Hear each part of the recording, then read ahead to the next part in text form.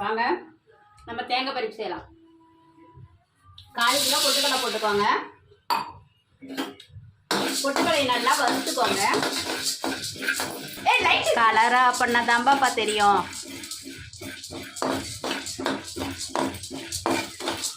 பொட்டுக்கடலை நல்லா வறுத்து எடுத்துக்கோங்க. லேசாக கூட சூடு பண்ணால் போதும். இப்போ கொஞ்சம் நெய் ஊற்றிக்கோங்க. அதுக்கப்புறம் தேங்காய்லாம் போட்டுக்கோங்க.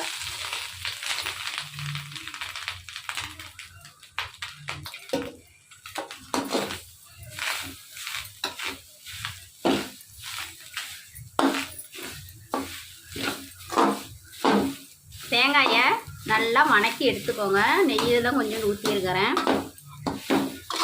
நல்லா வணக்கி எடுத்துக்கணும். நல்லா தேங்காய் வணங்கணும். பாருங்க, வறுத்த பொட்டுக்கல்லையை ஆற வச்சாச்சு. இப்போ மிக்சியில் போட்டு பவுடர் ஆக்கிக்கலாம்.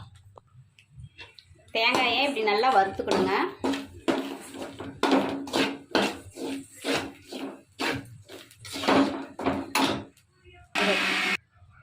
இது பாருங்க, வறுத்த தேங்காயை ஆற வச்சாச்சு. இப்போ ஒரு டம்ளர் தண்ணியை இதெல்லாம் ஊற்றிடுங்க.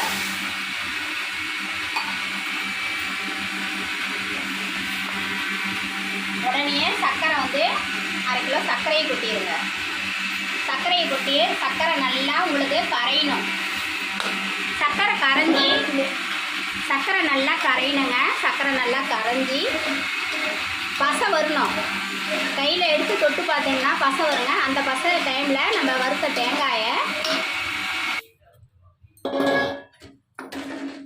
சர்க்கரை இப்படி நல்லா நம்ம கிண்டி விடுங்க. சர்க்கரை நல்லா கரைஞ்சதுக்கு அப்புறமேலே பசை வந்த வாட்டி நம்ம இங்கே பாருங்கள் வறுத்து வச்சுருக்கிற தேங்காயை போடணும். அதுக்கப்புறமேலே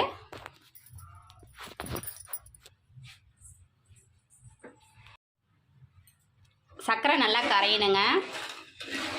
சர்க்கரை நல்லா கரைஞ்ச வாட்டி கையில் எடுத்து தொட்டு பார்த்தீங்கன்னா இந்த பிசு வரும், பசை மாதிரி வருங்க. அதுக்கப்புறமேலே வறுத்து வச்ச தேங்காய் போட்டு கலருங்க. அதுக்கப்புறம் கொஞ்சம் கொஞ்சமாக கிளறினதுக்கு அப்புறமேலே பொடி செஞ்சு வச்சுருக்கிற பொட்டுக்களையும் போட்டு கிண்டி பாருங்கள். சர்க்கரை பாகு பாருங்கள், இந்த பழத்துக்கு வந்துருச்சு. இப்போ நீங்கள் தேங்காயை கொஞ்சம் கொஞ்சமாக போட்டு கிண்டி விடலாம்.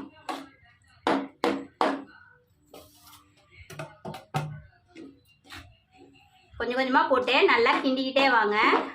நல்லா இறுகி வரும். தேங்காயை போட்டு இப்படி நல்லா கிண்டிட்டுருங்க.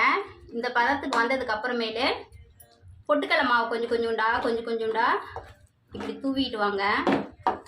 தூவி கிண்டி விட்டுக்கிட்டே வாங்க. நல்லாயிருக்கும். நல்லா கைவிடாமல் கிண்டிக்கிட்டு வாங்க, இல்லைன்னா அடி பிடிச்சிக்கும். இந்த மாதிரி இப்படி நல்லா கெட்டியாக வருங்க. கைவிடாமல் கிண்டிக்கிட்டே இருங்க. இப்போ பொட்டுக்கடலை மாவு போட்டாச்சு. தேங்காயிலேயே நல்லா கிண்டிகிட்டு இருக்கு. இது நல்லா கிண்டும் போதே 2 ஏலக்காய் தட்டி போட்டுருங்க.